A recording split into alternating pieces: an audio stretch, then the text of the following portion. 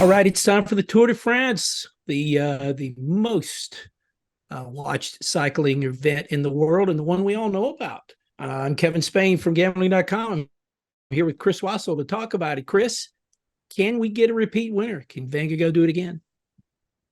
Look, he's got the team. For everybody listening in, let's make this very clear.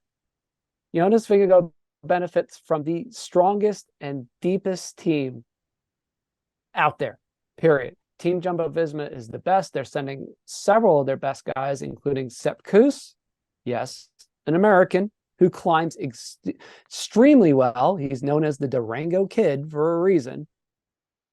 He accompanied Primož Roglič to his first, to the Giro redemption that everybody talks about. So that's one part of this. The other is, and again, it comes down to, can Vingegaard just cut his losses on some of the time trials? And fortunately for him this year, there's only one, and it's a stage 16 mountain time trial, which should negate any advantage most of the other GC guys have. Durango Kid, that sounds like a gunslinger. So is he the top American in this race? He may ultimately wind up being the top American GC rider, only because there are 8 mountaintop stages this year for the Tour de France. But keep in mind, there's only 4 summit finishes. Now, making a push on him is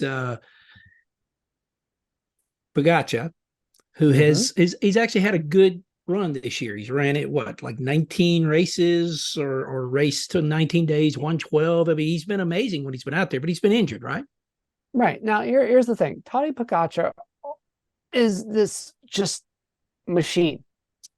Now, over a 1-week stage tournament, that's great. The question always is going to be, is Team UAE strong enough around him to carry him on his not so good days? We saw it last year with everybody talks about stage 11 and how Vingegaard just dusted him on the most crucial stage that you could ever ask for. And then, of course, Pogacar, undaunted, tried a 3rd week attack, and it was quickly answered by Jonas Vingegaard and Team Jumbo-Visma once again. And really, after that, Pogacar, he never challenged. He never challenged at that point. Now this year, Pogacar, as always, has come out like a house of fire. He's won this, he's won that.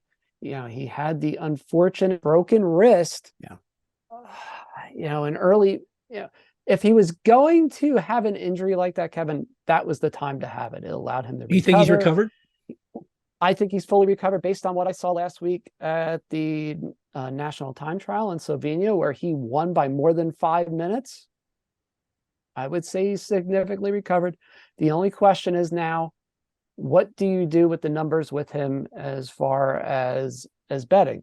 For example, on DraftKings, he's shortened to plus 125. So he's ranging kind of where Vingegaard is, anywhere from even to plus 150 or 160. It really does depend where you shop around as far as bets. Most experts I've seen have really sort of called this a 2-man race. I mean, what do you think? Is it those 2 guys in the field, or can anybody else jump in here? This is the one case, and I rarely say this, where when we saw this in NASCAR over the weekend, where Ross Chastain more or less went pole in the beginning to pole at the end, where you could see something kind of similar. Tour de France follows a different set of rules where it's not always good to be in the maillot jaune, or the yellow jersey, all the time. Obviously, that team has to do all the work. They have to do all the chasing and all that boring stuff that no team wants to do. There can always be injuries, there can be bad weather, but ultimately, it really is Pogacar, Vingegaard, and then the battle for the podium, which may be the more intriguing battle. Well, if somebody does make a move, what stage? Where do you see a move being made? Okay, there's lots of pivot points. So we had this argument. Obviously, the stage 16 time trial is big, because even though it's only 2.5 kilometers, or about 1.6 or 7 miles, it's got a kicker in the very beginning that's 10 or 11%. It's a nasty sort of jaunt that we saw like in the Giro, just not as long. Still enough to create huge time gaps. Obviously, early on, you could see a few time gaps, even in stage 1 and 2. You're talking 2 stages where there's 3,000 plus meters of vertical climbing in both.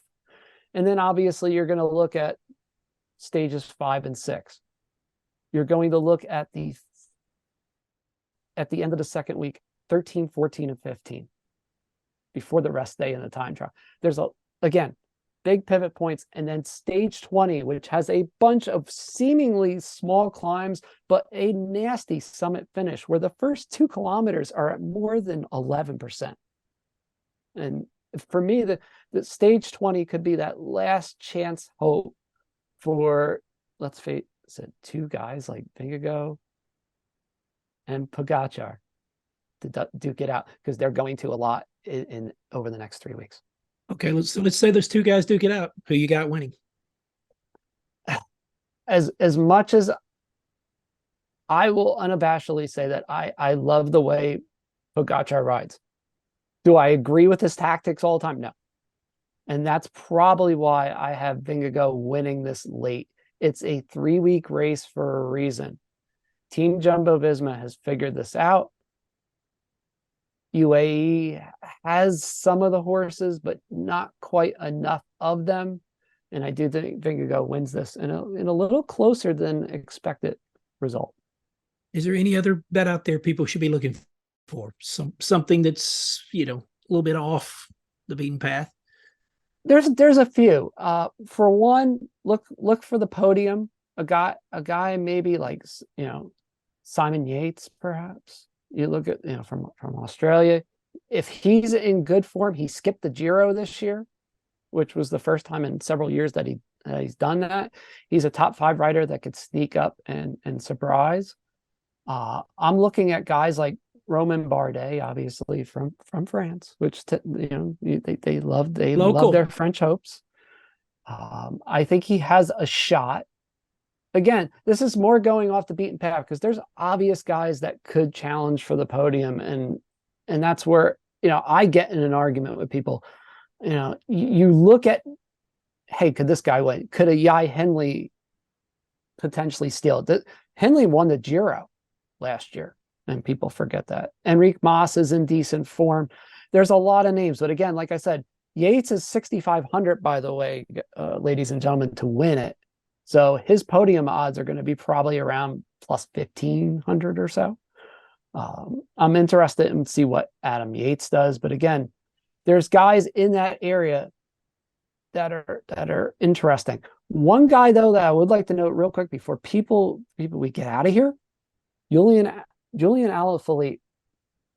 With Soudal Quickstep not sending Remco Evenepoel to the Tour this year, he could be an interesting type of guy that you want to look at for stage wins, especially those punchy sort of hilly stages, not the mountain ones, because those I want people to look at. Richard Carapaz late in the late around stage 13, 14, and 15 as a choice. He will not be as much of a GC threat. Again, you're looking for these guys that, hey, I can sneak a little bit here and there as far as the stages. There'll be a lot of betting opportunities here for the next couple of weeks. There are more betting opportunities than usual. And also, one last thing, very important.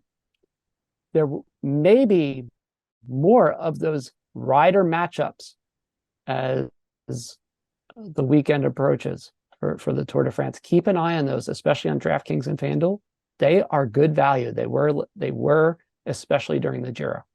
Interesting. Follow Chris on Twitter. He'll be updating all kind of picks throughout. Come to gambling.com where he'll have his picks on our site. Subscribe. Hit that button. Subscribe to this channel.